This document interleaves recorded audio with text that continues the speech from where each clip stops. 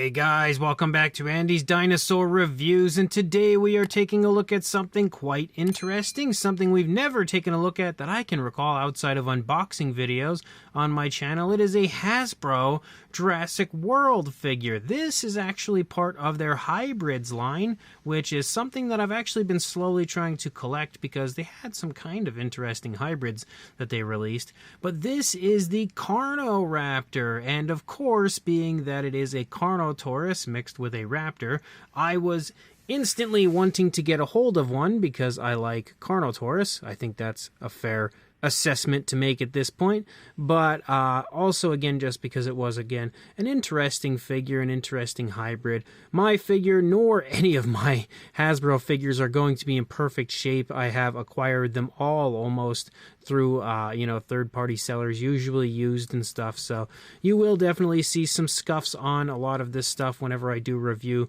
these older figures. But again, this one was quite intriguing to me just because it is a very weird hybrid dinosaur that you don't hear much about, and considering it's got Carnotaurus included, I was intrigued enough to make a review on it. So let's go ahead as always and jump to a closer look at it and check it out from there. Now, looking at the figure straight away, you may notice a resemblance between this and the Velociraptors from the Jurassic World line. I believe this is a retool of the I think it was called the Bash and Biters Velociraptor Blue. If I remember correctly, I could be wrong, but I think that was the name of it. So it's obviously that figure that they've just kind of retooled into a Carnoraptor.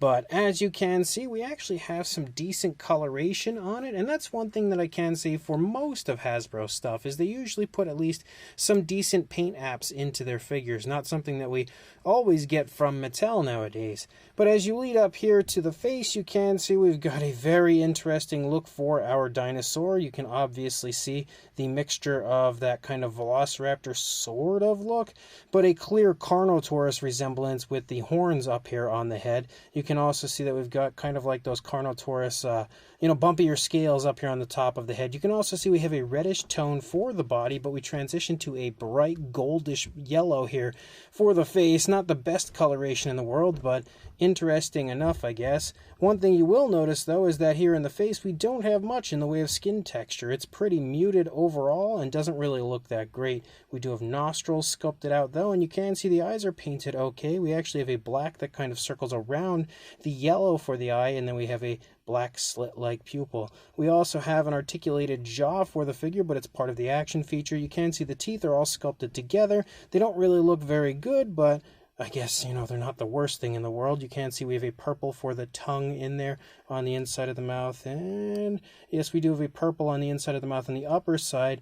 It's just a little too hard to get in there and see if there's any actual fine detail or anything going on because the mouth is so small. It's interesting, though, that they did get that very thin look for the skull of Carnotaurus down on this figure, which I actually kind of like.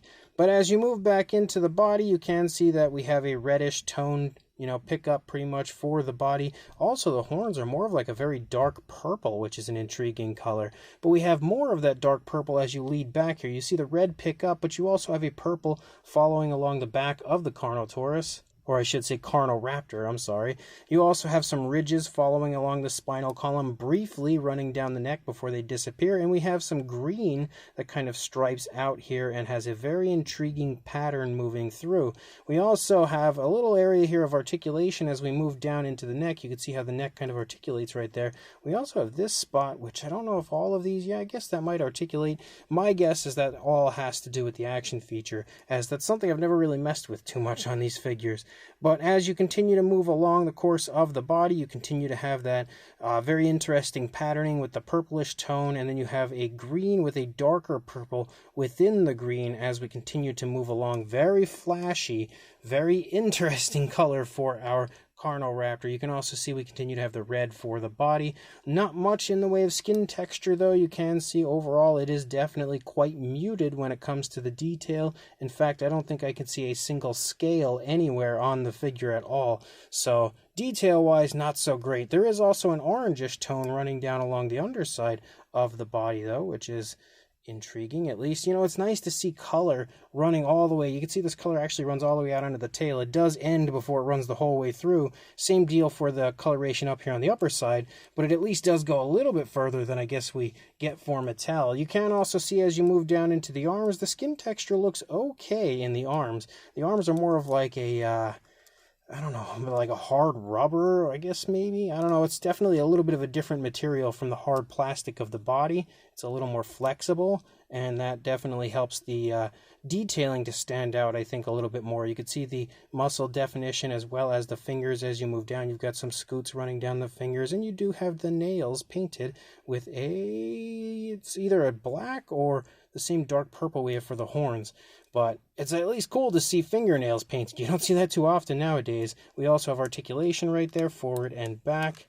And that can actually go all the way up, which is nice. As you move back here into the stomach, you can see the Carnoraptor is clearly dying because it's completely ripped open here in the stomach region. It is painted with a reddish tone, and we can see the ribs showing right here, which is not good news for our Carnoraptor. So clearly it is very injured. As we move back here into the leg, you can see the thigh is pretty darn big, but what is fun is we actually have a Jurassic World stamp on here, and this is something we only saw with the Hasbro line. Jurassic World, Fallen Kingdom and Beyond with Mattel never had any of these stamps on it like this, so it is still neat to see that kind of old school Jurassic Park type stamping, but with Jurassic World on these figures. But as you move down, the skin texture again looks okay, a little generic. You can see the muscle definition and stuff moving down. You can see the toes are sculpted out, but they do not look good at all. They're kind of blended together, very muted when it comes to the detail. The nails are painted though, again with that very dark purple, which is nice to see, except there is a dew claw, just no paintwork for the dew claw, of course, because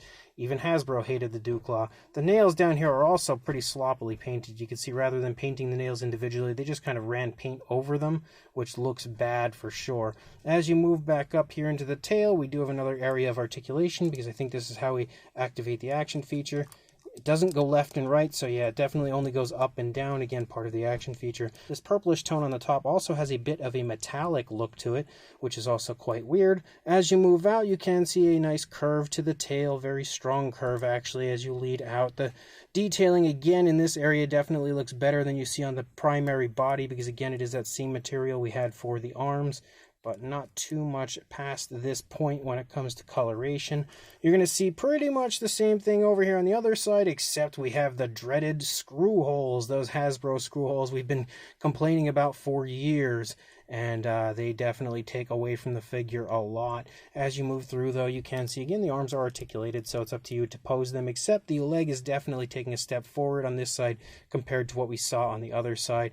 Then you lead out again into the tail. You can see the curvatures of the tail and everything out there. So, it is definitely not a good figure, and in fact, I don't know that there are good figures in the Hasbro line, but when it comes to the garbage that Hasbro produced for Jurassic World, I think this figure is one of the ones that I find a little bit more fun than others, but still by no means is this a good one. And yes, I am one of those people that will tell you that something is garbage and then still go out and buy it, because that's just the way I am, and also because I kind of have high hopes of one day maybe having a complete Jurassic line from Jurassic Park to present, and or at least as complete as it gets when it comes to the main releases anyway. And to do that, I would need to get all of the Hasbro Jurassic World figures as well, so I've been kind of doing that as time goes on, buying them here and there whenever I see them for a fair price. But as far as the action feature goes, again, we're going to push the tail down. Okay, so we've got a little snapping action feature. You can see a little head tilt and then the jaws snap. Not really that great, but I guess it works okay. Another thing that's a problem for this figure is it does not stand well at all. I usually have to lean it on the arm to get it to actually balance at all, so the balance is not good. As far as a size, lengthwise, you were looking at about 7.5 inches or 19 centimeters. The highest point probably would be the tail, about 3 3/4 inches or around 9.5, heading toward 10 centimeters, but not quite. And then if it were actually standing up the way it's supposed to, it would be about 4 1/4 inches or 11 centimeters. For a size comparison, There is Mr. Papo T-Rex, the Attack Pack Colovosaurus, Robert Muldoon, and the Collect A human being next to our Carnoraptor from Hasbro. And you can see it's got an okay size to it, pretty much the size range you would expect. I would imagine it seems pretty similar to a standard Mattel Velociraptor. And to help give you an idea of that comparison, there is a Mattel Velociraptor, and you can very clearly see the Carnoraptor is pretty much the same size as a Mattel Velociraptor is. So that shows us that even though this Carnoraptor has Carnotaurus in it, size-wise it clearly takes after a Velociraptor,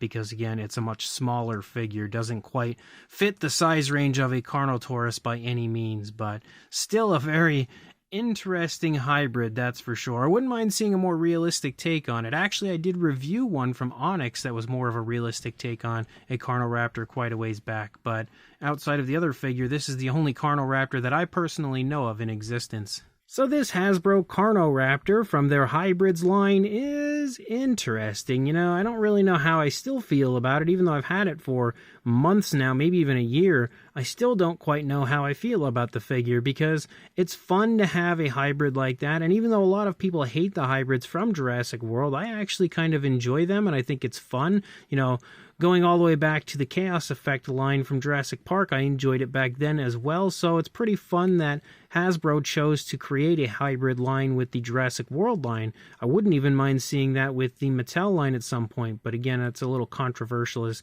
many people really don't like the hybrids. But when it comes to combining a Carnotaurus with a Velociraptor, I mean, I guess they kind of captured what you would get for that, and created one of the weirdest looking figures that I think we'll ever see. But the problem with the figure is it still has that ugly Hasbro look to it, especially when it comes to the body, and the fact that they did take one of their Velociraptors that were released for Jurassic World and then just basically modified it into this Carnoraptor still leaves us with that ugly Velociraptor body. I think the Raptor bodies from the Hasbro Jurassic World line were just overall chunky and ugly looking, and you see that same thing here for this figure.